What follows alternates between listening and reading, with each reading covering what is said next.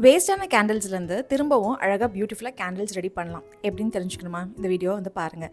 என்கிட்ட இந்த மாதிரி நிறைய வேஸ்ட்டான தூளாக இருந்தது. அதை திரும்பவும் உருக்கி ஒரு பாட்டிலில் ஊற்றி புது கேண்டில் ரெடி பண்ணியிருக்கேன். இதுக்கு ஒரு பாத்திரத்தில் தண்ணி எடுத்துக்கோங்க. அதுக்கு மேலே ஒரு பாத்திரம் வச்சு வேஸ்ட்டான ஒரு கப் எதாவது இருந்ததுன்னா ரீஹீட் பண்ணுறதுக்காக எடுத்துக்கோங்க. இதில் அந்த தூளான கேண்டில்ஸ் வேஸ்ட் பீசஸ் எல்லாம் போட்டுகிட்டே வாங்க. அந்த தண்ணி கொதிக்கிற அந்த ஸ்டீம்லேயே அது உருகி வந்துடும். அண்ட் இந்த மாதிரி ஒரு எம்டி கண்டெய்னர் ஒரு கிளாஸ் ஜார் எடுத்துக்கோங்க. அண்ட் அதில் ஃபெவிகால் போட்டுக்கோங்க. ஏன் அப்படின்னா நம்ம உள்ளே திரிய வைக்க போகிறோம்.